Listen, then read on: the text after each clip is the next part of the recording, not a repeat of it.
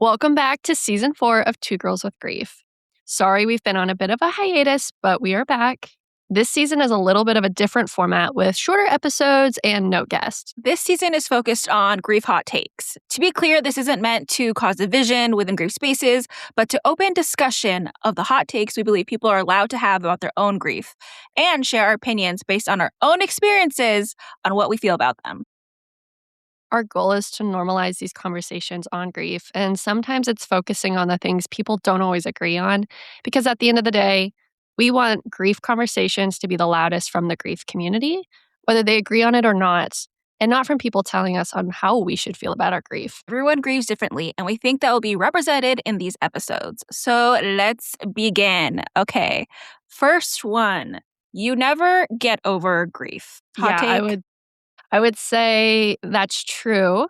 And I would add the caveat, maybe the nuance in that it does change and evolve over time. I'm sure you have that experience as well. Yeah, I think for me, when I hear like you never get over grief, it's like that phrase sounds really depressing, but I think it's better than people say like, oh, get over it or, it gets better in time. I do believe you never get over it, but it does evolve, but you have to be active about it, right? Like you can be the exact same spot. And I think that's really what I think about when anyone mentions time with grief is like, nothing will change if you don't. So it's really about you. And so, yes, you never get over grief is like depressing, but I think it's really about like that you love them so much they'll always be here forever. And yeah, I think it's just like a complex thing. And people say stuff like that so lightly. So Yeah, I'm sure you've met people who, and I definitely have, being a part of the grief community now, that there's people who are very like static in one space in their grief. And that's not a bad thing. It's just I've met people who don't know how to get themselves out of that pit of like immense grief. And they can stay there for a long time. I think like meeting you, being a part of a support group, like talking about grief more actively has changed my mindset to be more, I don't want to say more positive because there's days where it's not positive. But it maybe just allow more positivity into your life. Yeah. And I always think back to in season 1, you made the comment like, joy is a choice that we have to actively make. And even on hard days when the grief just feels so all consuming, that you have the choice to wake up the next day and make a change in that. And for myself and in my journey, that's been immensely helpful. Yeah, I think that's so important to choose as much joy as possible because the sadness is there. And so, yeah, it's hard because you see people that are in a really hard place and you feel for it because you know how that feels. But you want to help them. But it's also like, sometimes you're like, how do I help someone that is grieving and in this sad place? And you just know how horrible it feels. And yeah, I mean, so many people reach out to me about grief and their stories. And it's hard because it's like, I don't know what to tell you. I'm still just trying. A decade later, I'm still trying every single day, but not every day feels like I am. And how do you really describe that to people? So it's complicated. And if you're looking for ideas on how to incorporate more joy in your grief journey, follow Rachel. She's always on adventure. She's always finding new ways to live in that kind of like dichotomy of like having that immense grief, but also like still living life to the fullest. And so if you're looking for that type of content, Rachel is a great resource to follow. Oh, thank you. I'm trying. Should we go on to the next one? Yes. All right. The phrase, everything happens for a reason. This one I hate so much because what could the reason be? I lost both my parents and my sister before I turned 30. And like, this is a phrase when people try to come at me with positivity. I'm like, you lose both your parents and your sister and then tell me how positive you are. Like, tell me. Or when someone, similar phrase of like, God gives the strongest soldiers, I don't remember, the phrase. Battles, like, yeah. And I'm like, he chose wrong. I don't want this. Like, I don't want, what? And we've talked about like faith and like our different ebbs and flows with faith and religion. And it's like, it definitely doesn't help when you're like, your God chose to make you go through this. I don't like that. Um and again, faith and belief is personal, right? And I ebb and flow, you ebb and flow with how we feel about it. That is our right, by the way. So no one comment on that because I don't care. But it's one of those things where it's like, what would be the reason? Because some days you're just like, the world is so freaking empty. And I'm trying. And I share that publicly very often. But it's like, it's so hard. And so when people try to make it sound like there is a reason to go through this much pain, when, by the way, it's always people that haven't gone through even remotely the amount of pain that you have that find it so easy to tell you that this happens for a reason.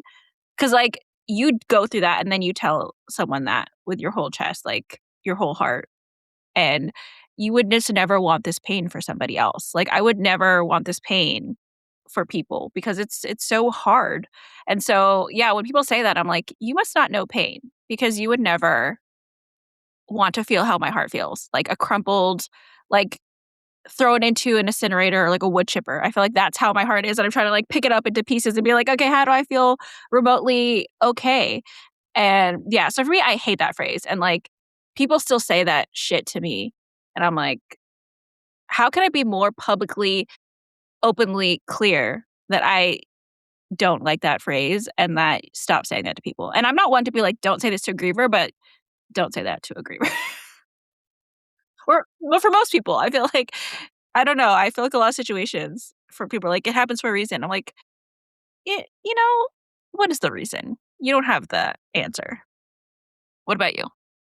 Yeah, I think this phrase, you hear it a lot, especially I heard it a lot at the beginning, right after my father's death, and I could tell it was people trying like, they were wanting to come from a good place, and they're trying to fix the grief. Like, you could tell grief is uncomfortable for them, and they're trying to find, like, the silver lining in it, and Stop with the silver linings. right. It's like, it's okay just to say, "That really sucks.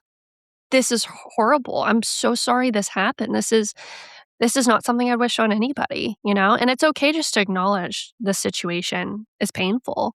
I think our society is very much a fix it type of culture, and thinking saying things as if everything happens for a reason is a band-aid on one of the most painful experiences people have, rather than just acknowledging and just sitting in the pain with the person. That's always been more helpful and reflective for me, is when someone is comfortable talking about the death or just listening or just Yeah. sitting there in silence as I cry and just being like, "Yeah, this sucks," you know, and I'm sorry this happened to you, you know? This shouldn't happen at all.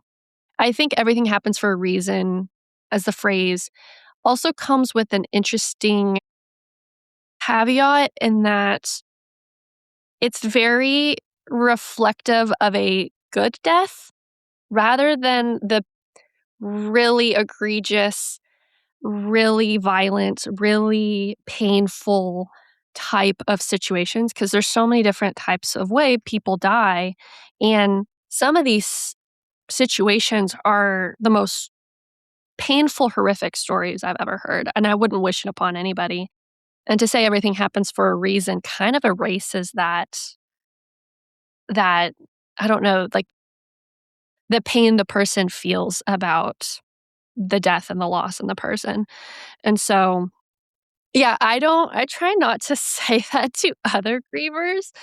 Although I understand if someone is more religious and that phrase helps them in their own Yeah. grieving process, by all Or like, means, yeah. go forth and prosper. Like, anything that helps your grief in a healthy way on a avenue that's supportive in your grief journey, Yeah. I completely understand and endorse. I just wouldn't be saying it to other people because I don't know where they are in their own faith and religious stance. I don't know, I don't know the specifics of the death. I don't know how this person's interaction with that person was.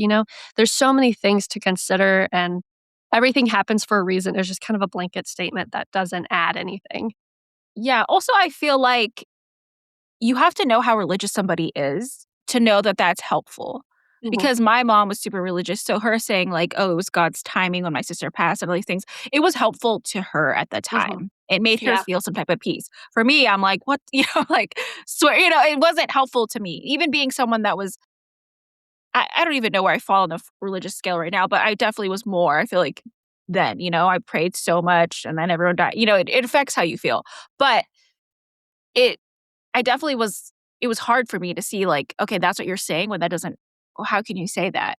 But for her, it was comforting. And you have to respect that, like, for someone else, that is how they process it. That is how they want to accept it and believe in it. And so yeah, it's hard because you have to know that someone is as religious as you to know that that is a helpful statement to them. And you never want to make someone's pain worse. Right. And so, yeah, I mean, but I also think so when I had lost my dad, I lost my dad first. I had my mom and my sister. So at the time I had the loss felt so different because I had my main support system would be my mom Yeah. and my sister. So maybe at the time I honestly would have been like everything happens for a reason. When I look at stuff that I posted and shared, I was really reflective. I was trying to find peace and like, okay, this hard thing happened. My sister had already been in coma at that time. I'm like, okay, life is throwing you all this crap. Like, how can I grow and learn from it? And then my sister died, my mom died, and then I just feel like all the lessons went out the window, and I don't even remember so many of that years of just, like, trying to survive and trying to feel anything at all, and sometimes I'm Yeah. like, "Do I feel anything at all today?" I try to remind myself to feel grateful and all these things, but and the joyful moments, but, yeah, I mean, it's so complicated because it's not like when you lose your main person or something, there's a difference versus, like, I was close to my dad, but my mom and my sister, I had them, and that Mhm. even took time for me to understand why was it so much harder. I'm like, "Well, because 'cause they're all dead," and you lost everybody. So it's one of those things where, like, you're trying to even process it from the outside of, like, "Wait, why does it feel this way?" And so, yeah, I mean, I have a lot of people that have lost and again, I'm not saying losing one parent is hard. It also depends on so many factors how hard it is for you. But a lot of people that have lost one person, they'll always tell me, like, "Don't worry, the magic will come back," or all this stuff, "Don't worry, it gets better." And I'm like, "You don't have experience like, I was like you, but I am no not longer like you, and I feel like you just need to be able to understand why I'm no longer like you. I Yeah. don't and why it's so much harder for me to be that person, and why I It's like try to you be." it's like you Yeah, go were ahead. deeper into, like, this grief journey after more and more death, and it's like you don't wish that on someone else for them to No. understand your experience, but they don't have that pain or that retrospection to understand your journey, and so they're limited in that capacity, which is Yeah, hard in communication about this subject around yeah. grief. Because when someone's like, "Oh, I lost the same person," it's like, "But then I've lost multiple," and it's like, you don't wanna compare, but there's like, the amount is larger, and that took me a while to even be like, "Well, it is different," and that is Yeah. hard.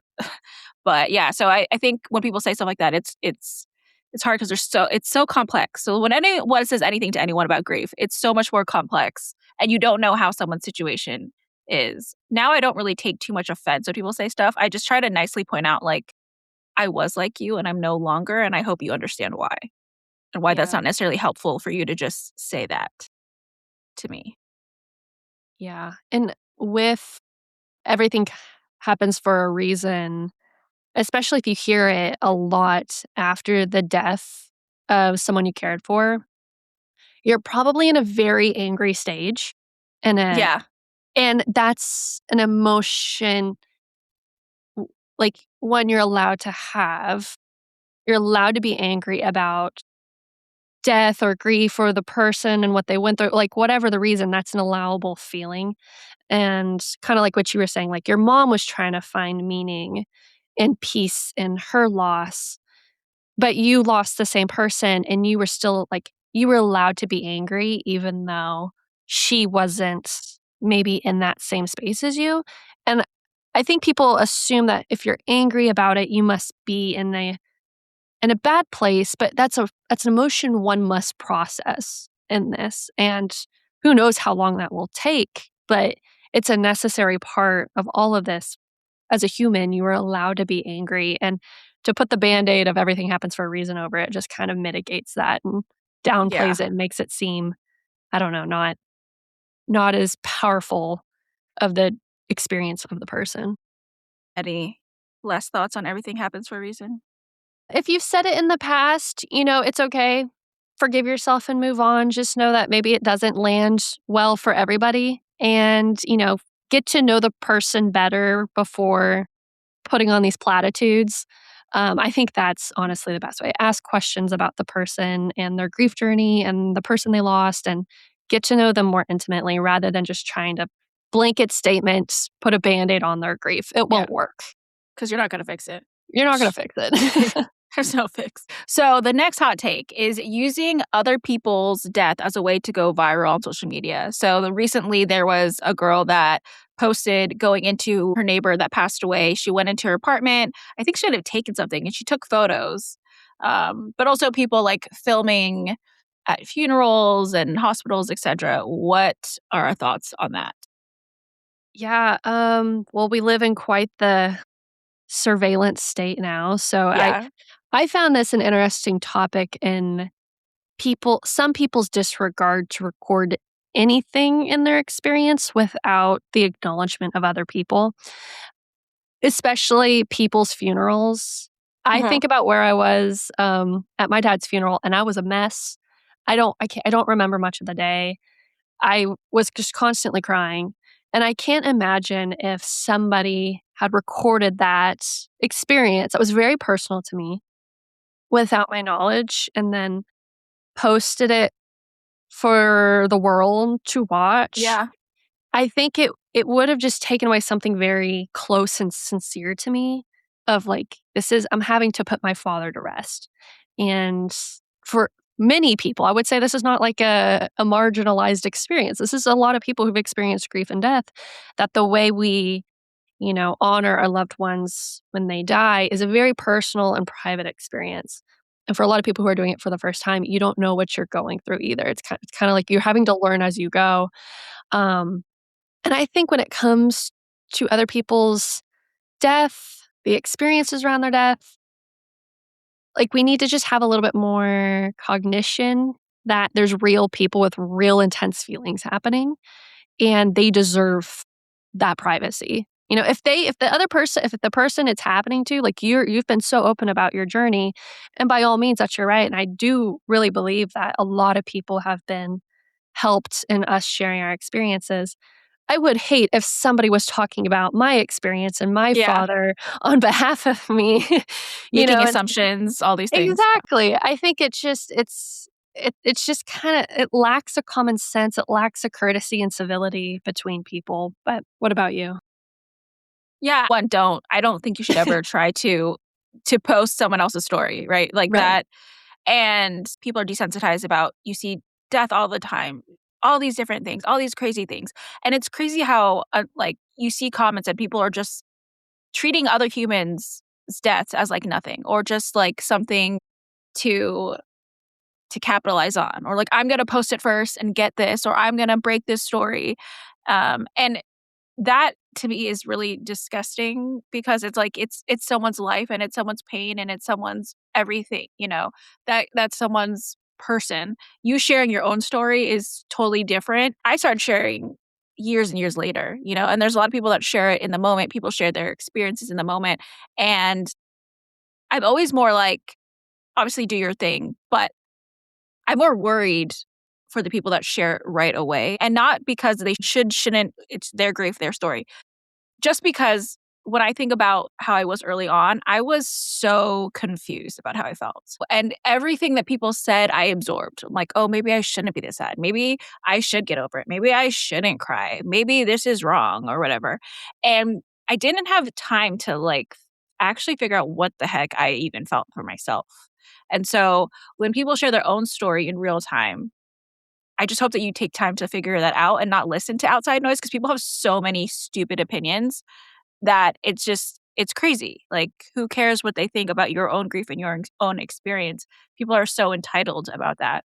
There's someone that I lightly followed. She just passed away, I think today or yesterday. Her name was Sydney Wow. Towell. And I lightly followed her journey. She had a very rare form of cancer. I think she was like 26 years old.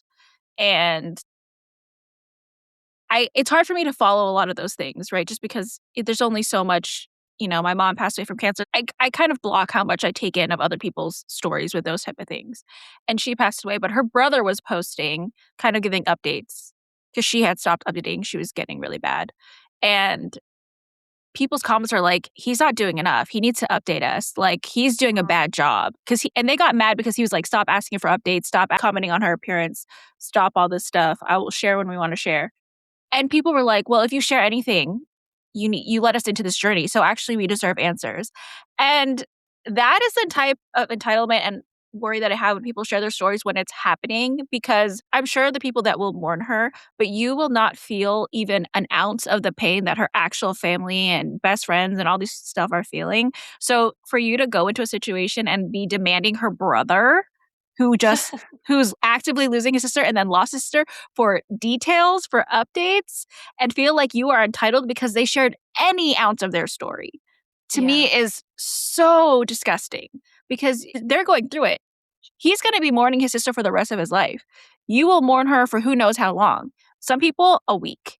Some Mhm. people, a day. Even if you do, it won't be as painful, nearly as painful Yeah. as the people that knew her. And so that's where it's kind of crazy to me. And I know a lot of people are going to use the story to like go viral and stuff. And I thought about commenting just to like support her brother, but I was like, I also feel weird about, it's like you don't want to like post about other people's stuff, but I was like feeling for her brother because I'm like, I can't imagine people are like painting him as the bad guy. And that to me felt really gross because I'm like, it's her brother that is losing his sister, that is watching his sister in hospice care, losing weight, all these things.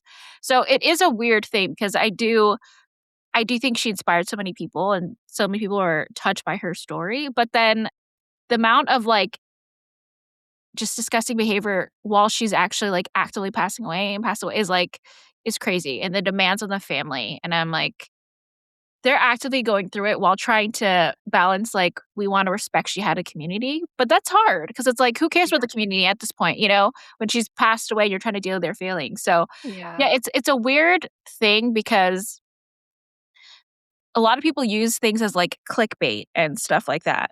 And instead of just like, I actually care about this person and I'm trying to, you're not just trying to get views, like you actively care. And I think that's sometimes hard to find that balance online. Yeah, what you've talked about kind of brought something up around I'll use my own experience that prior to my dad dying that I probably was more desensitized to hearing about death on TV or reading about death in a book as just like something to move along in the plot.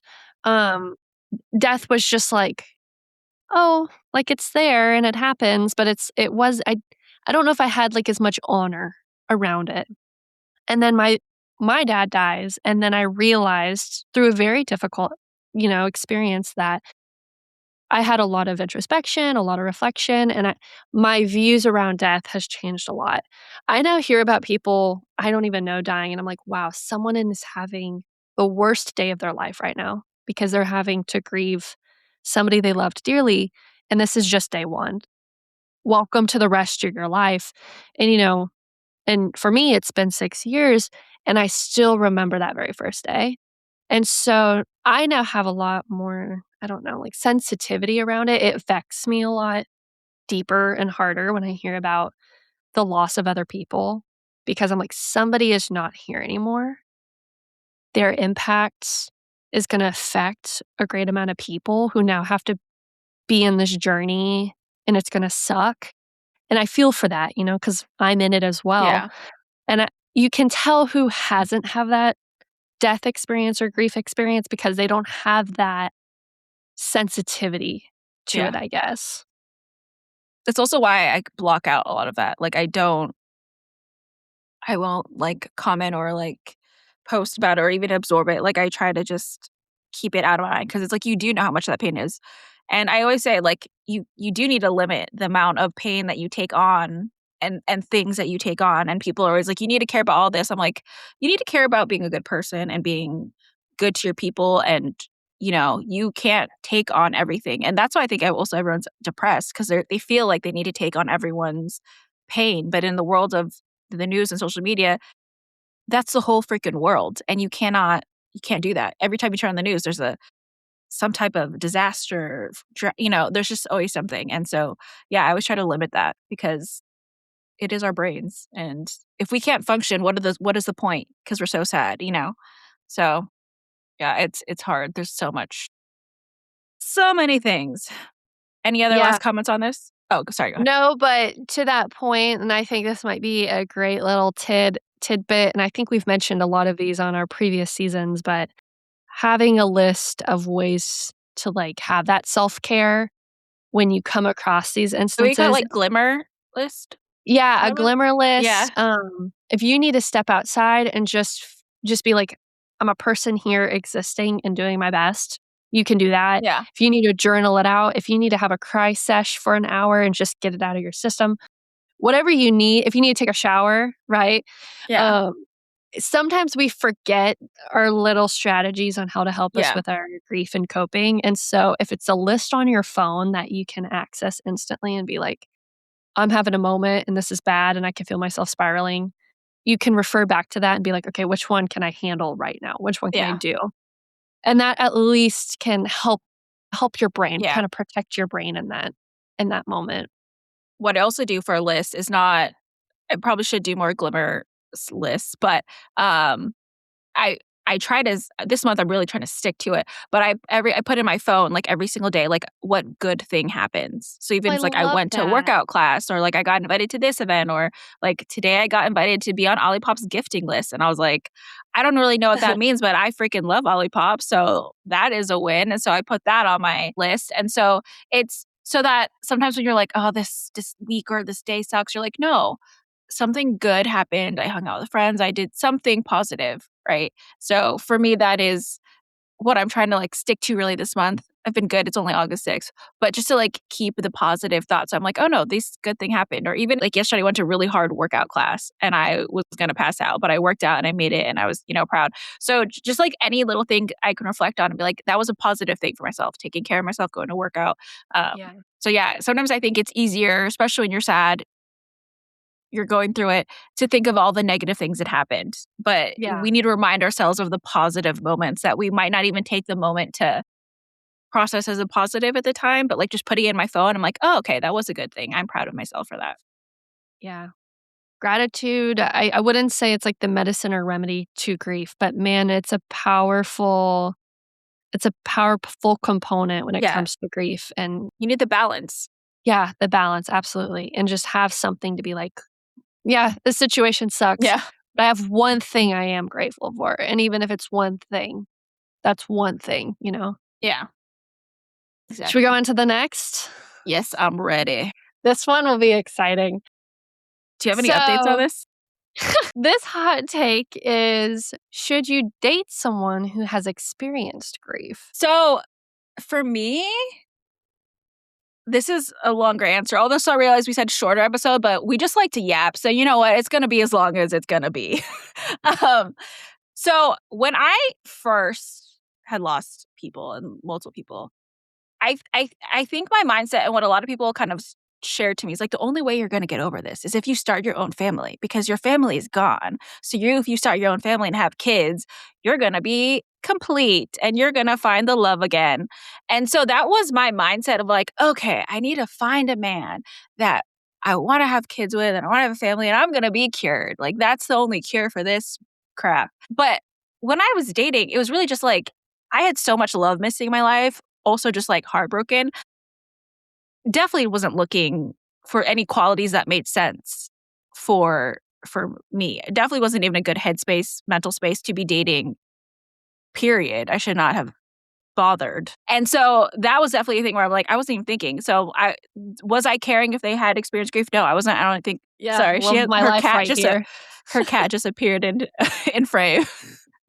um So yeah, it was one of the things where like I wasn't even thinking about like should they have experienced grief, right? And then I kind of got into the mindset the only way that this is going to work is if I meet a man that has experienced grief.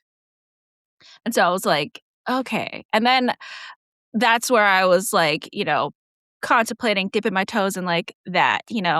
And I think at this point, men are going to be men regardless of their experience. And so even if they've experienced grief or not, I don't think it matters. I think that's kind of my take on it now is I've talked to guys that have lost somebody. Have I dated any?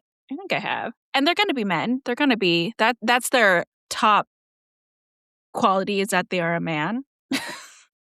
Everything else follows after. And so, no, I think, I've met guys that are really empathetic that haven't experienced that. I don't see it as a requirement anymore because there's a lot of guys that experience grief and turn into horrible people. I mean, same for women, not just saying it's men. I do know that grief can turn you into the worst version of yourself because it's sad and it's hard. So, yeah, I think for me, I would say no. I used to think yes, but I just think a man's going to be a man. I've been proven wrong multiple times. Also met some great men as friends, like Brendan, he was on our podcast. Also lost a sibling, met him and his sister in New York, great people. Friend wise, that's probably a good connecting piece as platonic friendships. But dating wise, I don't even care. I don't even care about dating period anymore. I think that's where I've gotten to be. I'm just trying to live a good life. And at no point has a man made that better at this point. But I'm open. She's Ish. open. Send in your applications to our email. Open-ish. As open as nothing. My cousin's wedding is in a few weeks. And I RSVP'd as I'm gonna bring a date. I had made 0 attempts to go on any dates. Send us an email. If you live in California, around that area, send us an email. We'll review your application. Yeah. No. So I gave up my +1 because I was I didn't go on one single date in that time period. I've removed every man out of my life. Just any distraction of any man that has remotely been existing in my life, I've removed from my life because of nobody's adding anything to me. And as a giver, as a lover girl, still trying to be a kind person to somebody, what the shit I've been through. If you can't appreciate that, I'm sorry, I'm done. I just removed every man from my life that ever existed. I maybe should care, but I don't. I'd rather find happiness and joy and be free right now than have anyone try to take down my joy or just make me question what the heck am I doing? I feel for right now, I feel very sure of what I'm trying to do or what I am doing. And yeah, men just aren't in a factor in that right now. But what about you? Well, you have a Jameson, and he's perfect. I do. Yeah, that's my dog. He is perfect. He's the only man that I need. A little. All you need. Yeah, I've got a Merlin. Look at that little handsome face. Yeah, the one that he's the one that tried to run away for a second, right? Yes, that's him. Yeah. Yeah. He's a little codependent cat. Yeah, I agree a lot with your sentiment. I think I took a little different stance, and we've talked about this in past seasons. I took a long time to date anybody after my dad's passing, primarily because I knew I would be going into relationships for the wrong reasons of trying to fill the pain in my heart that nobody could fill. And so I took a lot of time, a lot of therapy, a lot of all the stuff to heal myself and try to get me to a most complete state before I could consider even entering a relationship in a healthy regard. I do think if I was dating somebody right after the passing of my dad, it would have been a lot easier to date someone who's experienced grief versus someone who hasn't, because you are fundamentally changing as a griever in this post-death world now, and your needs are changing, and your values are changing, and how you see the world is changing. And so I think it might help to align with someone who has that same experience because they'll understand that kind of transition from a pre-death to a post-death version of yourself. But I don't think it's necessary. I've met a ton of people who are very empathetic, who have not had an incredibly life-shaking death in their life, and yet very considerate, very compassionate. They're there. They ask questions. They're not running for the hills because you're crying. They want to understand more. Um, I think as a personal thing, I'd date someone with grief experience because I it's something we talk so much about, and it's something that's a Yeah. part of me, and They'd have to be comfortable with it for sure. yeah, absolutely. Um, I was gonna say something and I forgot. I was gonna add something to what you're saying. Go for it. Okay. Do you remember? Um, I would say now that I'm in a much better place with my grief, and I'm better at processing my grief. I'm better at, like, reflecting and understanding my own journey. I don't think I would need to date someone who has experienced death or loss because it's now just a fact about me and it's a Yeah. component about me. But early on in that first year, um, I think I would prefer to have dated someone with their own large death in their life. I heard this great piece of advice, and it's something I think a lot about, is that you're not dating anybody to, like, spend your best days with. You're dating or you marry somebody who, prepare to have your worst day of your life with, Mhm. and Yeah. someone who can kind of That's what who people don't won't think about. know, and I thought about that a lot I around when didn't either. yeah, it's like when my dad died, like you said earlier, I became the worst version of myself. At times, I didn't even recognize myself, and when you're dating someone in that time frame, you need someone who's going to have compassion and empathy for you, Yeah. and that you're going through a life-changing experience. And so I think a lot of people, and I know I did at one time, would date somebody who would be, "Oh my gosh, you're so fun," and, like, everything's Yeah. great. That is important, but will they be there also on your No. worst days? And I think that's the thing, like, especially kinda more, like, I would say girls, but, like, people who are in love with love need to consider is, like, these bad days will happen. You Yeah. can't avoid them.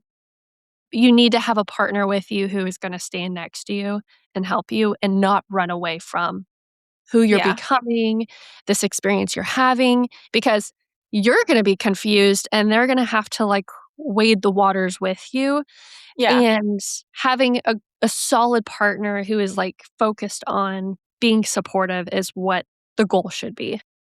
Yeah.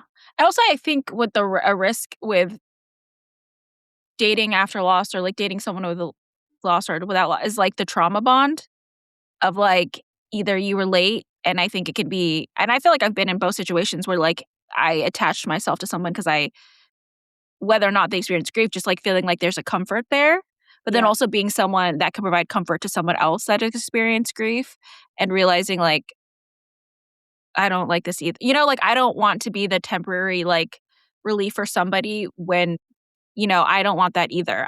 And that isn't something that I wanna participate in is, like, being someone's joy because also, like, I need to build my own joy and not that and honestly, I wonder it's something I wonder is what is my capacity to be there for someone in that type of committed relationship that is experiencing grief? Because how much do you give of yourself to somebody that is grieving? You think of them, you worry about them, they're on your mind often, but how much do I have to give? And I wonder that, because it's like I've done the hospital stays, I've done all of that. I have the capacity to do that for another person if I enter in a relationship? I don't know, like, and it's not even do I have the capacity, it's like, do I want that for myself? But that's a hard thing to be like, well, I would want someone to do that for me, you know?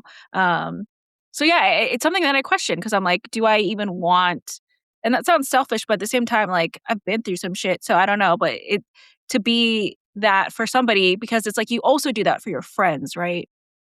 But and you wanna support them and your friends, and you have to find that balance, and sometimes that's really hard to be that person, but to know, like, "Oh, I'm really helping someone on their grief journey," but when you're trying to help someone it's like you also still want to be helped. Cause like I can't help someone and my journey be ignored, right? Yeah. Like even if your grief is more fresh, I am still grieving, you know? And so if I'm going out of my way for your grief and your situation, and if I'm allowing that grief to take space in my body and my mind, which I think is important, like I would still need you to do that for me. And that's why I'm like, both ways of like a trauma bond can be not good, you know. And I think that's it's hard to figure out like when is that actually happening when you're just transferring yourself to somebody or someone is transferring themselves to you, and it's not.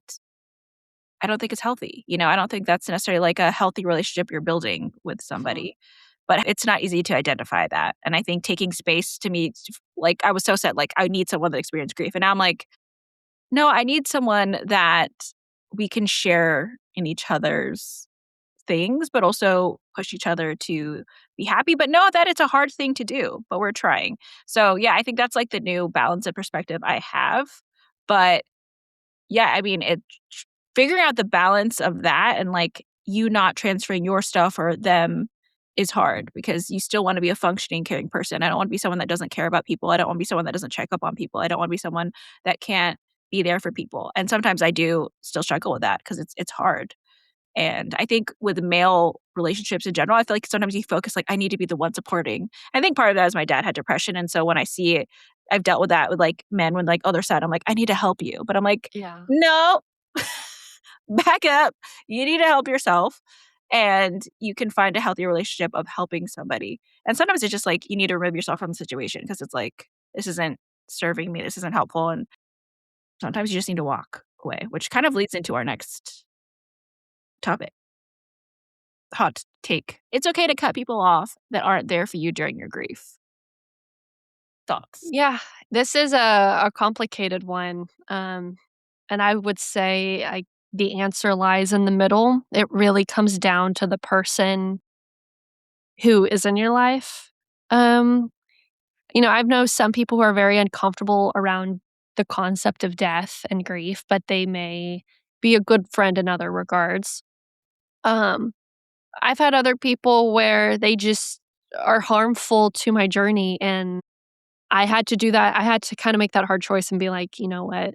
They're not conducive in supporting the person that I have to adapt in this situation to become." And, if they're not going to support me in that regard, then I can't have them in this next part of my life. Because I think, like, we always forget that grief is kind of like an alchemy of the griever. Like, the griever is changing, and they usually don't want to. Like, they don't want to Yeah, be going through this experience, and they don't wanna be having all this pain and having to figure out how to do all this stuff and emotionally, logistically, whatever the reason. Um, but yeah, I think if I do think, though, if you're gonna have someone in your life that you think they are a good person, but they don't know how to support you, that's okay, and that's okay to have a conversation there and be like, "Here are some ideas if you don't know how." But also, like, grace for because, like, I think of there are some people who are just they just don't know how to handle the concept of death, yeah, and I think it terrifies them in a deeper sense, whereas, like, I could talk about death and grief and all this stuff all the time. yeah, It's helpful for me, and I recognize that that's helpful for me. For other people, I can recognize, like, it is a scary yeah, realization that someday everyone they love will die, and one day they will die. yeah, Um, and they have to come to that on their own terms. Um, and I had to learn and practice, like, patience and grace with these people. And I wouldn't say it was like an active exercise or practice, but it was something I had to keep in mind and, like, they want to help me and they yeah, don't really know how. We live in a very grief illiterate society.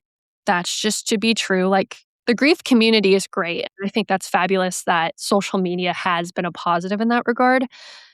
Although on the collective outside of social media, I think we are so illiterate around just talking about it? yeah. But what about you? Yeah, I think I definitely when I first had lost my dad, I had a lot more, like, fun friends, and I didn't even realize that they were necessarily fun friends at the time. But they're the people that will show up for like, because it's like you do birthdays or whatever, you do fun things, like, they're down for stuff, and that's fun. But then I also realized I always was a friend that, like, listened, but I didn't really share as much. But I realized once I had lost my dad, it's like you kind of wanna share. You don't even know what you're trying to do, but you're trying to share more.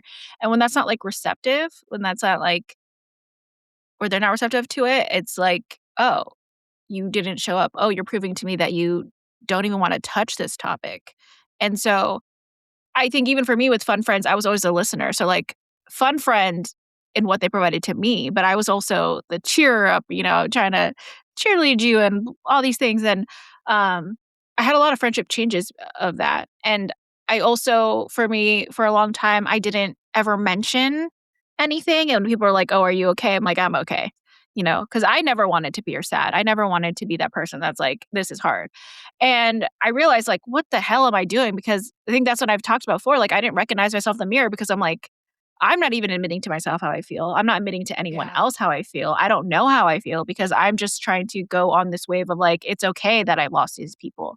And it's not okay because sometimes you look around and you're like, what am I doing? What is this Yeah. world doing? What is the point? You know? Um, I think it's okay to, like, admit those things. That's why I always say, like, it's okay to share it out loud because also you realize, like, so many people are going through that, and I think people are so ashamed and afraid of, like, admitting those things, but I think it's Mhm. also hard to always express that to other people, and so now I've met so many good friends, I mean, like you, that are just, like, people that get it and you could talk about it, and that's where I think, platonic male friends, that's great, like, in grief spaces, they're allowed there, but I think in terms of, friends and stuff, I think it's still a learning curve. There's a lot of friends that have moved to the back or don't really talk to or whatever that or there's friction that caused I can't even know that, like, how would I do it now versus then? But I also am now, like, I'll just say the thing, you know? If we're talking about something, I'll bring up my family or my parents or whatever.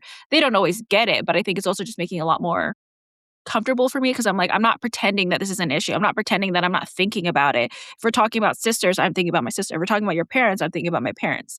Um, any of those things, I will also mention it because I'm like, this is me being part of the conversation. I'm not going to be silent like I used to be because of that.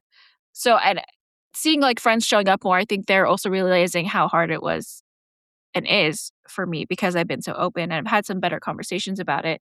So I think, yeah, sometimes I think it's a lot more complicated because there are people that are just like, "Oh, it's not my job to educate people on how to be my friend or be there for me."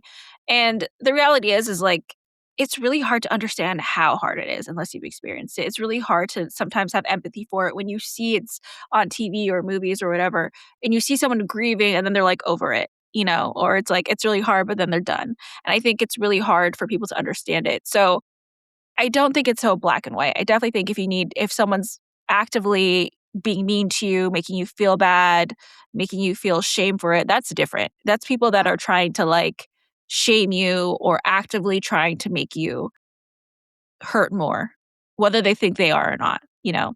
That I would cut them out. Like, because it's like you didn't have the capacity to have a conversation to be like, you're being a piece of crap. But if it's people that are just, like, maybe a little awkward or whatever, or trying, but maybe it's not how you feel like you don't necessarily feel it as much or, like, it's confusing, I think there can be conversations. Whether you can have that right away or not, that's up to you, that's everyone's different. Um, but I do think, emotions are high during that time, and it's kind of hard to make that choice, and I feel like sometimes I'm like, "What friendships would I, like, revisit or put more time in or focus in?" Now that I'm in a more clear place and understanding of my own experience and how other people experience and how other people react, would be very different. So, yeah, I think a lot of people cut people out, and I think a lot of times, it's justified for you. Whatever you feel justified for, it's your life, your journey. I can't tell you what's right or wrong. Um, but I do think there's a lot more gray area than a lot of people like to admit or talk about, and that's just Yeah. because there's a confusing place of I've experienced grief and I haven't, and how that mends together is confusing. Yeah. One thing I've learned post post death in my life was if I had met somebody before my father dying who was going through a difficult life-changing situation, either they're going through a large death themselves or divorce or some sort of like difficulty, I felt inclined to like, "Oh, I should distract them. I should, like, be fun. I need to do what I can to make them happy." And now I can look back and say that I've learned in my own experience that, if they mention something that is profoundly difficult, that's a time for you as a friend to be like, "Okay, this isn't about me anymore. I gotta turn that off. I gotta turn my listening ears on." And to like, this simple question is like, "Do you wanna talk about it?" And let the other person decide if they wanna take the bait or not. You're just opening the door. You're just letting them know, "I'm Yeah. here to listen. I'm here to sit with you." If you just wanna talk and like verbalize it and process things, that as a friend, you're just sitting there and be like, I can do that. Yeah. I think we think it's a lot scarier to have these conversations, especially people who haven't gone through these big life-changing situations, but it's just opening the door. If the griever doesn't wanna take it, that's okay, Yeah. you know? You've just opened the door to say, "I'm here, I'm willing to listen. I'm not gonna make this about me. I'm not gonna be trying to" I tried not to do Yeah. that anymore, to be let's distract you from the biggest pain that you're Yeah. thinking about all the time, because Unless there's that's so what they many thinking want. about. Yeah. Yeah, unless that's what they want or that's, like, the context you're in, obviously, you may not wanna be doing that at, like, the club, but, Yeah. um yeah, you're at the club and you're like, Or a "Hey, let's talk club, about our period. deepest, darkest things." Hey, I mean, I feel like have I cried in a club? Probably. I feel like I've cried everywhere at this point. Maybe.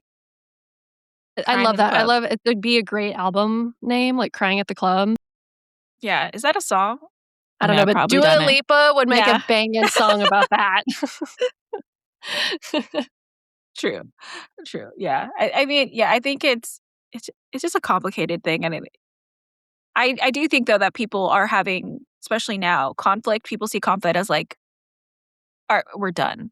We can't have conflict. And the reality is everyone has conflict. No one is perfect. And the fact that people think that a friendship can't have conflict or any type of relationship can't have conflict is, I think, very negative for our space. And yeah, I mean, I'm sure I'm guilty of it too. And sometimes it's like we weigh the greater good. Will I deal with this conflict? Is it worth the conversation? Or am I just like, I don't think a conversation will improve or worth it. Like, I don't necessarily think our relationship is as deep to need it or like it's going to benefit, like we're going to walk away and be good friends or whatever. I think it's hard because sometimes it's like you weigh the pros and cons of like, will this conversation just make me feel worse? Will this conversation just make me realize like we are not important to each other? Or maybe I'm more important to you or vice versa, like that type of thing. I think that's a hard decision to make when you're like, I have 5,000 bajillion other things going on. Is this worth it for me? Is this Yeah. worth it for you? I think it's hard to do that because, yeah, I'm not perfect with that. I don't always make the right decision with that. I do try to be thoughtful. But when I look at something and I'm like, would a good conversation help this? Or is it just pointless at this point? And sometimes when you feel like this is pointless, you're just like, okay, bye, because I think you also, for me, I'm like, I need to pick where my mind spends time. And if I'm like, I'm spending a lot of time thinking about something that I feel like is actually not that important, at least to you or as much as I thought it would be, why am I putting myself into that position? Why am Yeah. I taking the time to give parts of myself when I don't have that much to give? It's complicated. Relationships are complicated, So yeah, I should you cut people off? Yeah, it's up to you.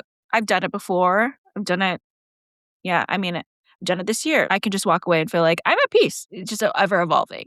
I try not to be selfish about it, but sometimes it's like I feel like I'm not as nearly as selfish as I need to be in a lot of situations. And so sometimes I'm like, you know what? I'm gonna take this one, and maybe you agree, maybe you don't, but I haven't heard from you anyway. So Yeah, and I think with that, it's like, also, do you believe that people can change? If so, maybe it's like, we need to yeah, take a break.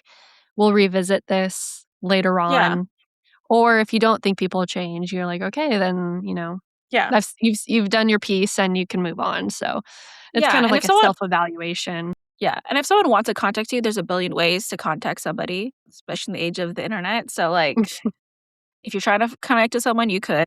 So, yeah, I mean, I think, yeah, do what you gotta do. But I do think it is a little bit more of a gray area and maybe your mind will change. I think try to be as kind about it as possible when you need to, but also, you know what? Do you.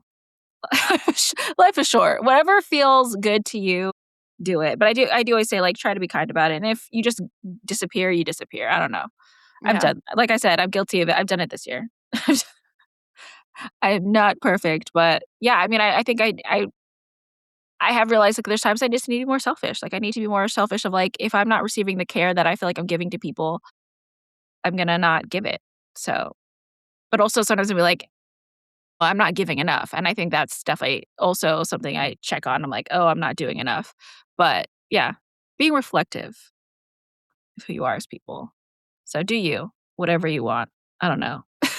Hot take. Ver Cut people very well off if you said. want. Don't cut them off. Whatever. All right.